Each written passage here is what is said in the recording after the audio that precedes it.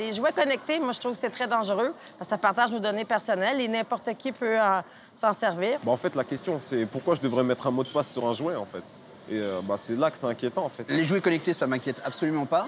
Je pense que c'est le sens de l'histoire, qu'on va être obligé de vivre avec ça. J'ai passé mon enfance à jouer avec un ballon et je vais très bien comme ça, en fait.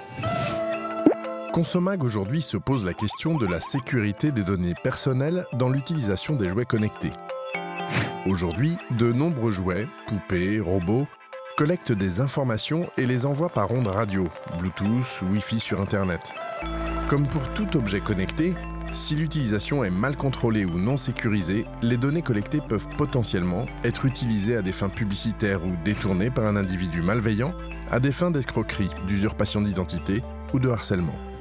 Alors comment sécuriser un jouet connecté avant de le donner à votre enfant? Il convient tout d'abord de sécuriser l'accès en ligne, notamment en utilisant un mot de passe fort et évidemment différent de celui que vous utilisez habituellement. Il convient également de vérifier que la connexion du jouet avec un smartphone ou avec Internet se fasse soit par l'utilisation d'un bouton sur le jouet ou par un mot de passe. Enfin, n'oubliez pas de faire régulièrement des mises à jour de sécurité. Au moment de la création du compte, ne communiquez que le minimum d'informations nécessaires au service, une date de naissance aléatoire par exemple. Créez une adresse spécifique pour les jouets utilisés par l'enfant et choisissez des pseudonymes au lieu des noms-prénoms. Enfin, pensez à déconnecter le jouet quand il ne sert pas et à effacer les données lorsqu'il n'est plus utilisé.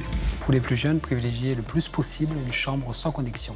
Faites preuve d'un esprit critique en vous interrogeant régulièrement sur ce qu'apporte la dimension connectée du jouet à votre enfant. Enfin, pour tout complément d'information, notamment sur les données personnelles, n'hésitez pas à vous rendre sur le site de la CNIL.